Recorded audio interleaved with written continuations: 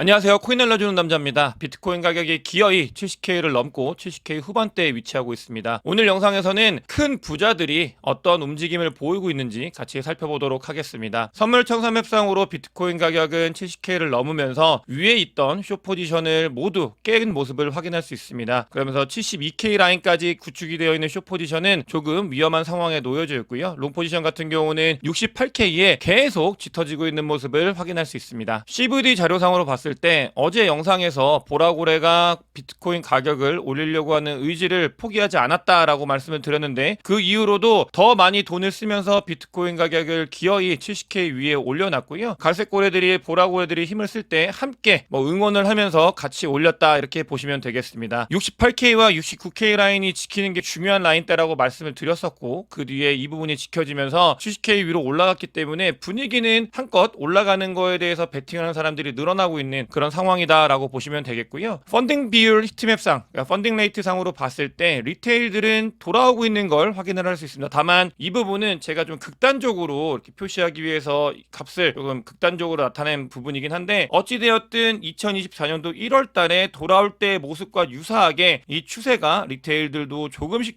돌아오고 있다. 이 부분 같은 경우는 극단적으로 표현한 거기 때문에 막 뜨거운 정도는 아니고 막 시작이 되고 있는 그런 상황이다라고 보시면 되겠습니다. 그만큼 시장이 조금씩 변화하고 있다라는 거를 영상을 보시는 구독자분들과 멤버십분들은 꼭 알고 계셔야 된다. 너무 며칠 전부터 강조해서 말씀을 드렸던 부분이긴 한데 마찬가지입니다. 비트코인 현물 ETF 같은 경우도 순 유입량이 다시 증가하는 모습을 보이고 있습니다. 비트코인이 70K를 넘고 71K까지 가는데 비트코인 현물 ETF는 큰 역할을 했고, 이 부분이 다시 돌아오고 있다. 순유입이 늘어나고 있고, 2024년도 1월달 같은 경우도 보시게 되면 반등을 했을 때 유입이 늘어나면서 잠깐 줄었다가 다시 늘어나는 이런 모습을 보였는데, 그런 움직임, 이 시작점이 조금씩 보여지고 있다라고 볼 수 있겠습니다. 우주의 기운이 이것을 가리킨다라고 제목을 달아두었는데, 보시게 되면 영상을 며칠 동안 이제 보셨던 분들은 아실 거예요. 제가 조금 올라가는 거를 준비해야 되는 시기다라고 강조해서 말씀을 드렸고, 그런 근거들을 여러분들께 자주 말씀을 드렸는데, 오늘 영상에서도 보시게 되면 비트코인이 70K 위로 올라오면서 오더북상으로 바이낸스, 비트파이넥스, 비트맥스, 코인베이스 같은 경우도 오더북상으로 봤을 때 74K 라인까지 오더북이 있긴 있는데 두껍지 않다, 이런 부분들을 확인을 할 수 있고요. 또 중요한 부분입니다. 미국의 고용지표가 발표가 되는데 잡 오프닝 숫자 자체가 조금씩 줄어들고 있는 모습을 확인할 수 있습니다. 이 부분은 두 가지를 의미합니다. 첫 번째로는 고용시장이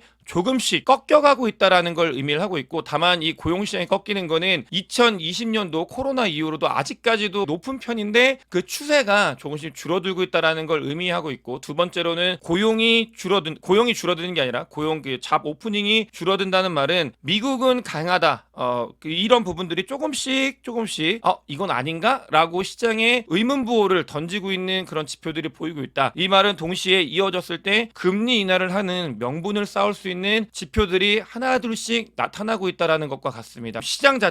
미국 시장 자체가 이제 강했다가 조금씩 약간 물음표가 띄어지고 있는 그런 상태가 되어가고 있고, 또 어제도 말씀을 드렸는데 미국 은행들이 미실현 손실 자체가 증가하고 있는 그런 상태입니다. FDIC에서 63개의 은행들이 파산 직전에 있다, 이런 이야기를 하고 있고, 2023년도 1월 달에 미국 은행이 파산이 있었을 때 비트코인은 잠깐 힘들었지만 그 뒤에 큰 폭의 반등이 있었던 걸 확인할 수 있었고, 이런 부분들이 비트코인에는 좋은 움직임, 단기적으로 힘들 수 있습니다. 왜냐하면 고용이 빠지고 그다음에 금리 인하를 하기 위해서 명분이 필요하기 때문에 자산시장이 일부 박살이 날 수 있는데, 그 뒤에 유동성이 풀릴 수 있는 명분을 쌓아가고 있는 게 은행들의 부실, 아까 말씀드렸던 고용이 줄어들고 있는 부분들, 이런 것들이 방향성을 가리키고 있다라고 보시면 되겠고, 실제로 진짜 부자들, 비트코인 그냥 현물로 담는 부자가 아니라 비트코인 현물 ETF를 통해서, 블랙락을 통해서 비트코인을 담는 진짜 부자들은 이런 것들을 눈치를 챘습니다. 보시면 아시겠지만 갑자기 4월, 5월 이때보다도 갑자기 6월에 들어서면서 비트코인 현물 ETF의 거래량 자체가 크게 증가를 했고, 순 유입량 자체가 많아지고 있습니다. 비트코인 현물 ETF를 이용하는 정말 부자들, 고래들 같은 경우는 무언가를 눈치를 채고 있는 거고, 그 움직임은 비트코인을 모아 모아가고 있는 걸로 이 행동이 나타나고 있다. 이렇게 보시면 너무 좋은 그런 상황일 것 같습니다. 우주의 기운이 몰린다고 말씀을 드렸는데 이렇게 거시경제 상황 살펴봤습니다. 뭐 분명히 장이 금리 인하를 하기 위해 명분이 필요하기 때문에 박살이 날 수 있지만 그 뒤에는 유동성, 11월 달까지 미국 대선이 있을 때까지 유동성을 풀기 위한 명분을 쌓고 있는 그런 지표들이 계속해서 보여지고 있고, 또 넷테이커 볼륨 오실레이터를 보게 되면은 이 부분이 아직은 완전히 돌아오진 않았습니다. 이 테이커 분들이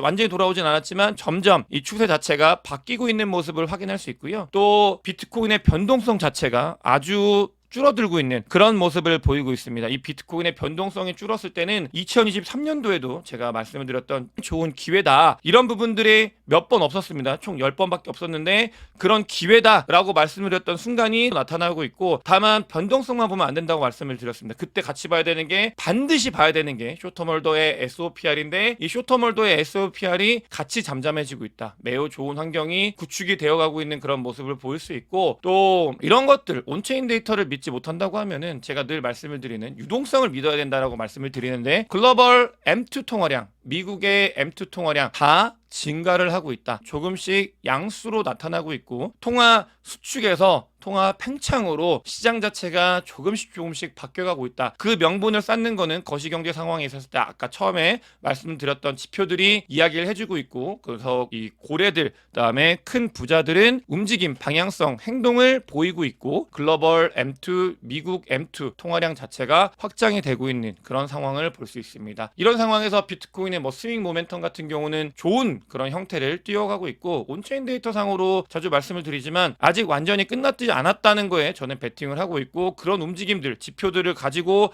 근거를 통해서 말씀을 드리고 있고요. 또 코인베이스의 프리미엄 같은 경우도 다시 플러스 프리미엄으로 전환이 되어 있습니다. 그 말은 코인베이스, 미국에 있는 플레이어들은 비트코인이나 코인 시장이 어떤 방향으로 갈지에 대해서 베팅을 하고 있는 게 지표로 보여지고 있는 모습을 보이고 있고, 이 부분 같은 경우는 이전에도 말씀을 드렸는데 정말 비트코인이나 코인 시장이 팽창하는 그런 초입에 다다랐던 모습을 보이고, 실제로 그 뒤로 이렇게 지표가 움직임을 보이고 있다라고 보시면 되겠고, 우리가 잘 모르고 있는 사이에 FTX는 지난번 비트코인이 뜨거웠을 때 하락장을 유발하는 여러 변수 중에 하나였는데, 저희가 모르는 사이에 하락장을 유발했을 때는 FTX가 너무나 큰 이슈였는데 FTX에 대해서 아무도 관심을 갖고 있지 않죠. 근데 FTX는 하나하나 미국과 합의를 해나가고 있습니다. 권도영 같은 경우도 루나 관련돼서 SEC와 잠정 합의를 이뤘다, 이런 부분들이 뒤에서 일어나고 있고, 그러니까 부정적인 부분들은 뒤에서 하나하나 우리가 모르는 사이에 합의를 이뤄나가고 있고, 온체인 데이터, 기술 지표, 글로벌 통화량, 이런 부분들은 비트코인 사이클이 조금 더 남았다라는 걸 알려주고 있는 그런 시기다라고 보시면 좋겠고요. 비트코인의 스파이럴 클락 같은 경우도 사실 예전에 제가 뭐 4년 5년 전에 이걸 봤을 때 이게 무슨 소리냐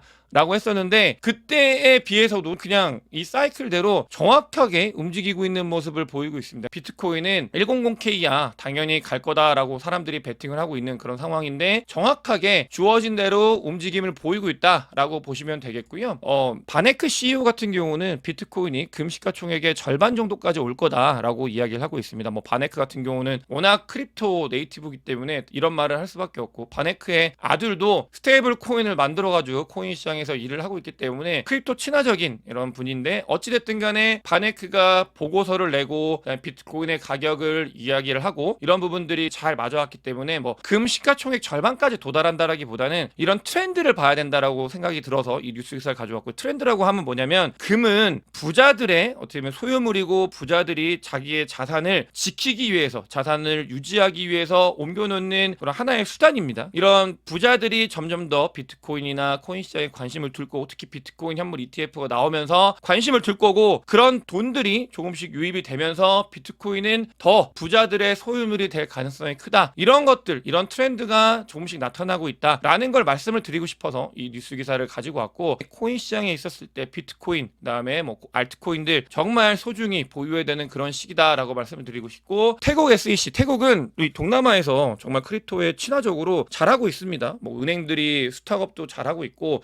근데 태국 SEC에서 자체적으로 비트코인 ETF를 승인을 했고, 자, 중요한 부분이 이 비트코인 현물 ETF가 나왔는데 태국은 일반인들은 투자를 못하게 합니다. 고액 자산가와 기관만 투자할 수 있다라고 이야기를 하고 있습니다. 그만큼 비트코인을 투자한다라는 건 태국에서는 부자들이 할 수 있는 행위다. 그런 것들이 또 태국뿐만이 아니라 앞으로 시간이 지나면 지날수록 더 이런 부분들은 드러날 가능성이 있다라는 말씀을 드리고 싶고요. 전체적으로 이 흐름 장이 다시 이제 살아나고 있는데 아직도 2차 불장의 극초입 단계라고 개인적으로 생각을 하고 있기 때문에 여러분들께서도 이 순간 우리가 어느 곳에 뭘 더 집중적으로 봐야 되는지 전략적으로 깊은 고민을 해야 되고 이런 그런 시기다라는 말씀을 여러 차례에 걸쳐서 말씀을 드렸지만 오늘 특히 부자들의 행동 패턴을 보면서 우리가 부자가 되기 위해서는 어떤 움직임을 보여야 되는지 말씀을 드렸습니다. 영상이 도움이 되셨으면 구독과 좋아요, 많은 공유, 댓글, 제 멤버십에 큰 관심 부탁드리겠습니다. 영상 봐주셔서 대단히 감사합니다.